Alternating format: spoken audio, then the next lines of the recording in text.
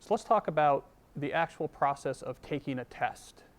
This is the piece of the whole study formula that I think we don't pay enough attention to sometimes. There's really three things you should keep in mind when it comes to test-taking strategies. So first of all, the day before the test, the morning of the test, you have to learn to relax, to resist the urge to continuously go over your material again and again until the wee hours of the night, and then again that morning right up until the minute when the test happens. If you do that, you're going to be tired and you're going to be mentally exhausted, which isn't going to help you. So if you're doing good active recall on the material, trust yourself. If you've gone over the topics, you've been able to recall them out loud, you know the topics, you don't have to keep looking at them. So the second thing to keep in mind is that when you're taking a technical test, that the goal is not always to get 100% of the points on the test. It turns out when you're writing, say, a math exam, for example, where you actually have to solve problems, it can be very difficult to write a perfectly calibrated exam where 90 to 100% of the points is an A and 80 to 90% of the points is a B and so on. It's just too hard to come up with math problems that are at the exact level of difficulty. So if it's an open-ended technical test, your goal should be to get as many points as possible, as many points as you know how to get.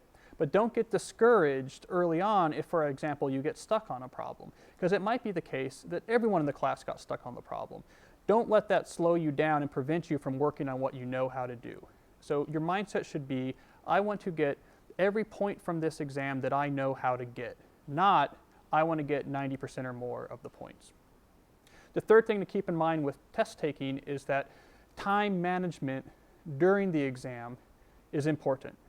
If you spend too long early on, for example, you might run out of time later on and be prevented from answering questions and getting points that you actually know how to get.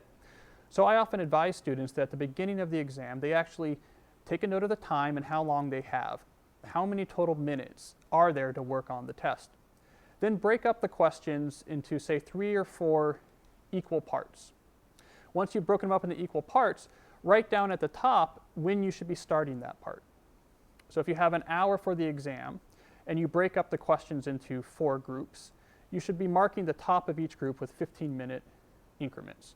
This way, as you're moving through the exam, you have deadlines before the end of the test-taking period to help drive your work. You can see, for example, when you're on the first fourth of the questions that you're working on, that, hey, my first deadline is coming up, I should hurry up here, I should move on from this question. It's a way to check in throughout the exam to make sure you never fall too far behind.